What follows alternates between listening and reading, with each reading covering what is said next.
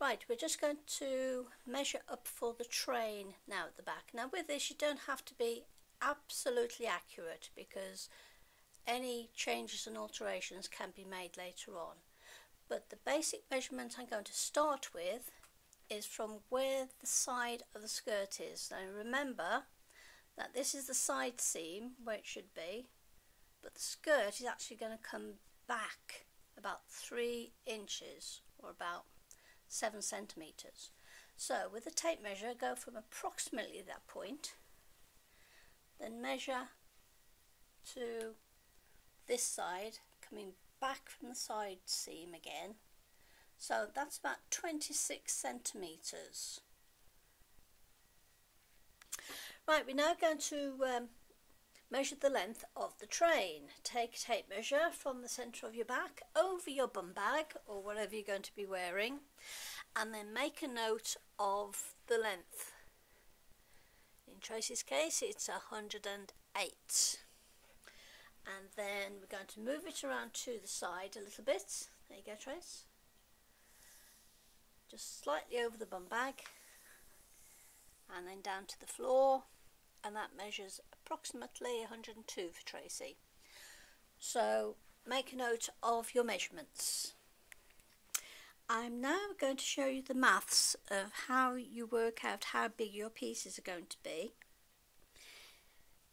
Because of the width of the fabric we're using, we're going to have to do this train in 2 halves, and it will have a centre seam that will be sewn up. So to get your measurement of how wide the top has got to be, we calculated that approximately we'll need 26 centimeters wide by the time it's finished. So we'll have 6 sections that have to be gathered. So you work out how many times that 6 goes into your measurement. And for us it's just over 4 centimeters. We'll call it 4.5 centimeters. So between each point will be 4.5 centimeters. But we're going to be doing a gathering stitch as well. We'll need 2 centimeters at both ends to allow for your seam, and then for every gather there'll be another 2 centimeters. That adds up to 14. So you add those 2 measurements together, your back waist measurement plus the amount of space you're going to need for your seams. So I know that the top of my fabric altogether will measure 40 centimeters. Now for the bottom, you split this up again into 6 sections. I know that each section is going to be 30 centimeters wide at the bottom. So we'll total those up, which is 180 centimeters. Then we'll total up all the seam allowances, put those 2 together, and when this is made up, I'm aiming for about 194 centimeters wide. So I'm going to be doing this in 2 sections. So obviously all those measurements will be halved, and then both sections will then be sewn together. Hope you understood that. Here we are at the start of making the bustle train. We originally made one about 2 meters long, but it turns out that we needed to gather it more tightly for it to keep its shape. So important tip, you need more fabric on this than you think you will, because it needs excessive gathering to give it some shape. Loose gathering just makes this go sloppy. Warning. Okay, our measurements for the top of our train at the other end, I'll just zoom in. That's 26 centimeters at the top. That's without the seam allowance on the sides. And the bottom, where Mum is measuring now, that was 1 meter 25 centimeters along the bottom. and we need to divide this into 3 sections for gathering later, so we're just marking our points. Okay, using the first part as a template, you can now cut out your second half of fabric. Tracy's cutting this with pinking shears, which creates a zigzag, which are a must to buy if you're going to do this sort of cutting on this type of fabric, because it will fray excessively. At the bottom here we're putting our first mark 40 centimetres in, and then the same from the other side as well, we're marking 40 in. And the first dot here is the seam allowance, so from there to there is 7 centimetres. Put a mark, and again from there to there is 7. What we need to do is take those marks, take this first one and line it up with the one that you made on this side further down, and then draw a line, and then do the same with the other one. Take your mark and line up with, you probably need 2 people for this, a very, very long tape measure right down to the other side.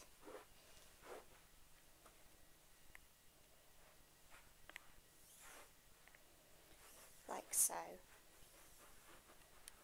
Okay, next where you put those marks in those lines, you need to start pinning along them right the way down to the bottom,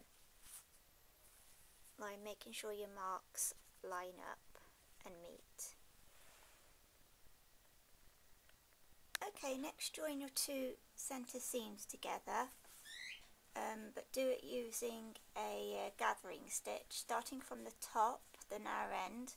Leave some tails, pulling and gathering later. Don't go forward and backwards to start with to anchor it off, because you won't be able to pull your threads. Then do this the same on every piece that you pinned earlier. And a gathering stitch straight down, right the way to the bottom.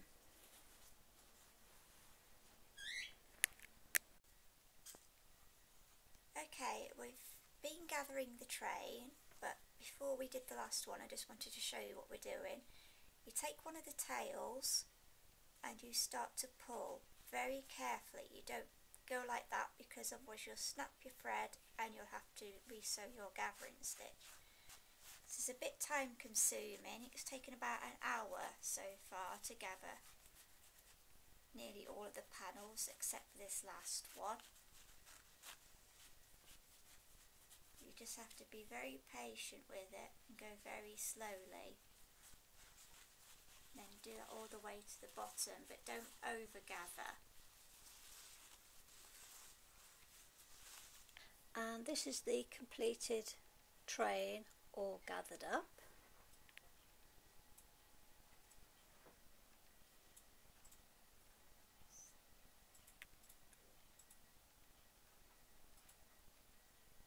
Right, we're now going to pin and sew the pleating onto the train edge. Now I want my pleating to go in a particular way.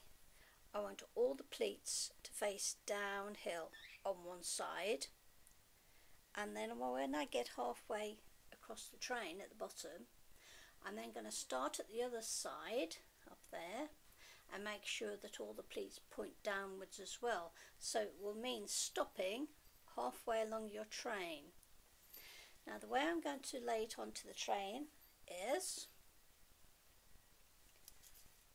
leave a small gap.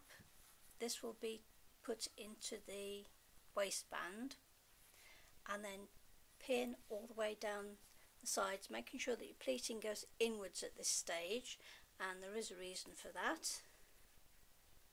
Now that we've gone round the first curve on the train, we're then going to come across the very first seam that we gathered. What we need to do is get rid of all this gathering at the bottom temporarily. So just pull your gathering stitch up a bit out the way, like that. That should be enough. So now we've got a nice straight edge across the bottom, and now we can continue pinning on, and we'll go straight across that seam. gap that we left at the centre back of the train, we can now close that up. And what you need to do is you mark on your pleats where the centre mark is, and mark the centre mark on that one. So now you can create a seam and join those two together, and then we can finish off sewing it to the bottom of the train. Finished sewing my trim around the other side, and we've removed the gathers down that we pulled out the way earlier on the bottoms. Just showing you quickly what it looks like at this point.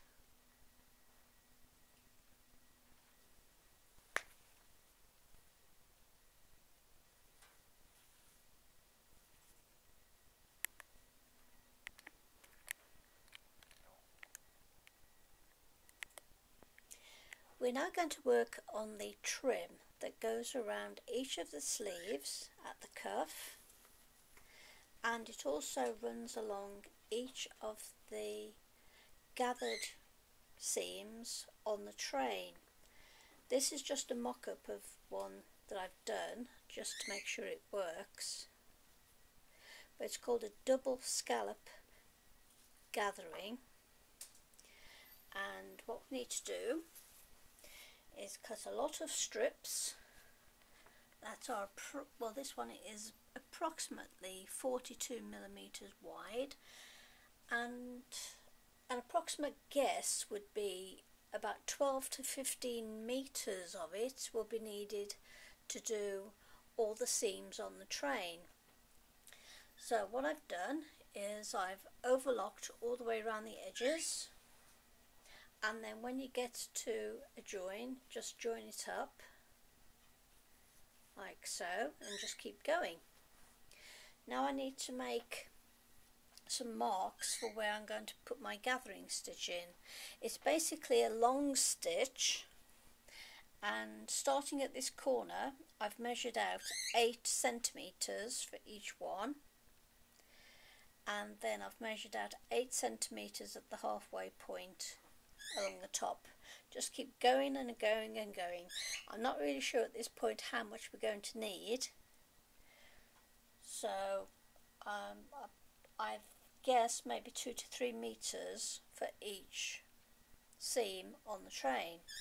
What you have to do is, with a long stitch, you're going to go from one point to the next, zigzagging across, and keep it quite even.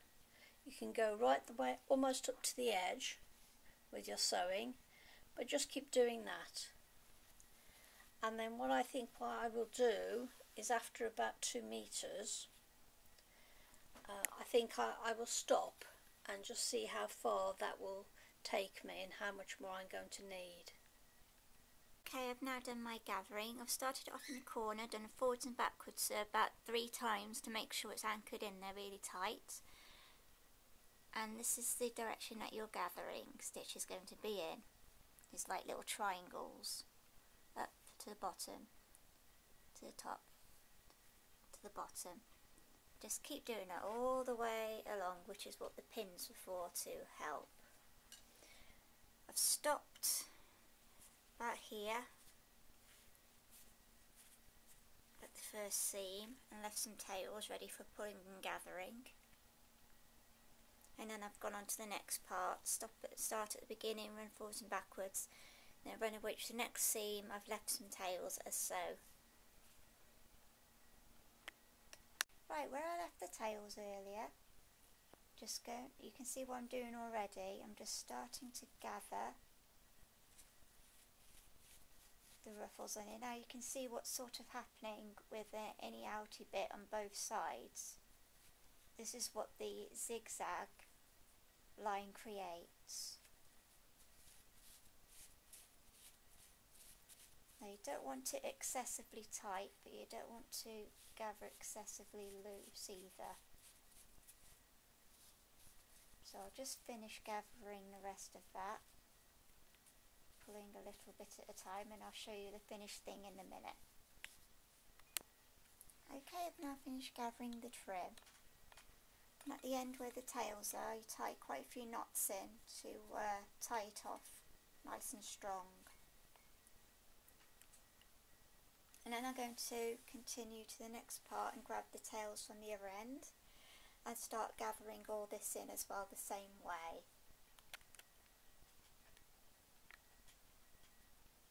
Okay, next you want to take your gathered trim and start pinning it on from the top.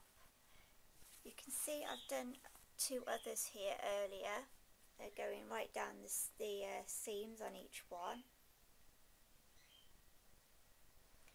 What you want to do is start pinning an inch from the top. Pull some of the gathers down from the top so it's flat, because you're going to be putting it into a waistband. So I leave a good inch at the top before I start pinning this on.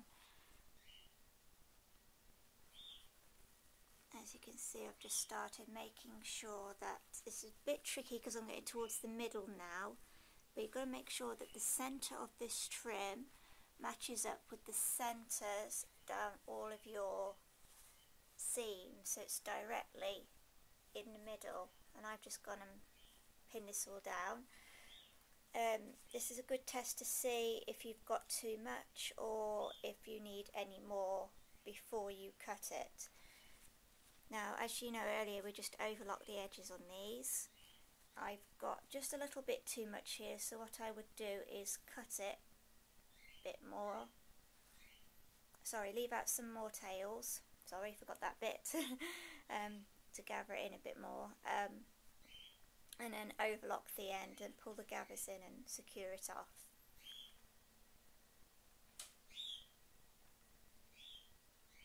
Now I've finished sewing on the trim onto the train across all the sections. I've done this by hand. We're now going to work on sort of mushing everything together. So over here we've done a practice piece for a side opening on the skirt, and this is a placket which is going to have a hook and eye opening.